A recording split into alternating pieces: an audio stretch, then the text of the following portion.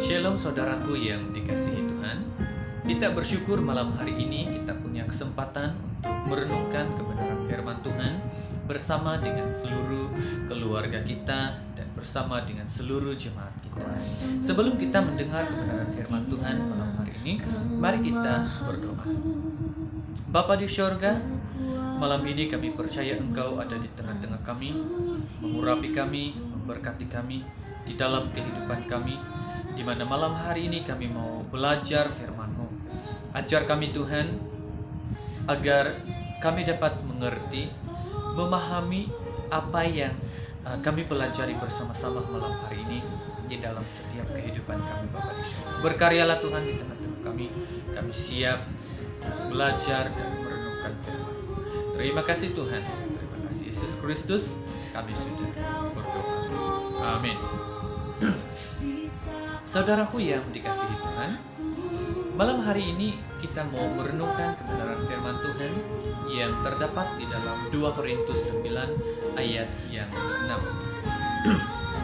Di dalam 2 Korintus 9 ayat yang ke-6 berbicara kepada kita, camkanlah ini, orang yang menabur sedikit akan menuai sedikit juga, dan orang yang menabur banyak akan menuai banyak juga.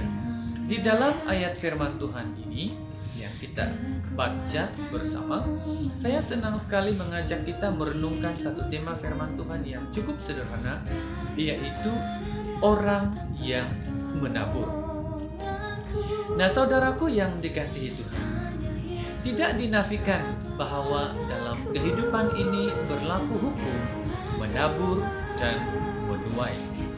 Siapa yang menabur, dia akan menuai. Apa yang kita tabur, itu juga yang akan kita tuai di dalam kehidupan kita.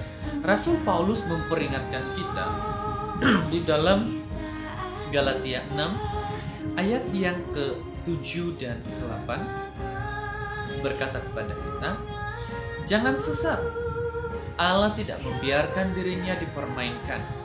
Karena apa yang ditabur orang itu juga yang akan dituainya. Sebab barang siapa menabur dalam daging, ia akan menuai kebinasaan dari dagingnya. Tetapi barang siapa menabur dalam roh, ia akan menuai hidup yang kekal dari roh itu.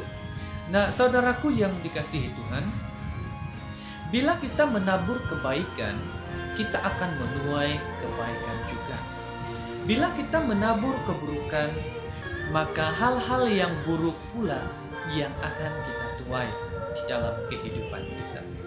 Contoh yang paling dekat yang dapat kita perhatikan di dalam kehidupan kita sebagai orang-orang percaya, yaitu hal tentang memberi.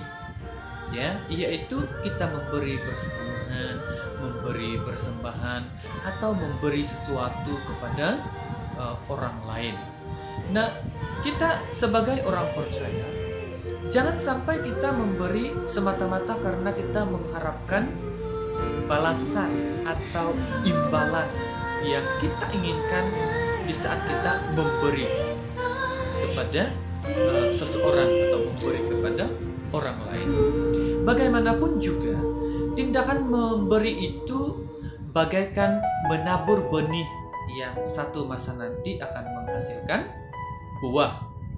Jadi, tindakan memberi bukanlah tindakan sia-sia atau percuma. Justru merupakan tindakan yang baik dan tepat. Di dalam Galatia 6 ayat yang ke-9 sampai kepada ayat yang ke-10 berkata kepada kita, janganlah kamu jemu-jemu berbuat baik, kata firman Tuhan. Karena apabila sudah datang waktunya, kita akan menuai jika kita tidak menjadi lemah. Karena itu, selama masih ada kesempatan bagi kita, marilah kita berbuat baik kepada semua orang, tetapi terutama kepada kawan-kawan kita seiman. Nah, jangan pernah menunda-nunda waktu untuk berbuat baik. Itu yang dikatakan oleh firman Tuhan di dalam kehidupan kita sebagai anak-anak Tuhan, sebagai orang-orang percaya, biarlah kebaikan itu terus mengalir di dalam kehidupan kita. Dikatakan di dalam Filipi 4 ayat yang kelima berkata kepada kita, hendaklah kebaikan hatimu diketahui semua orang, Tuhan sudah dekat.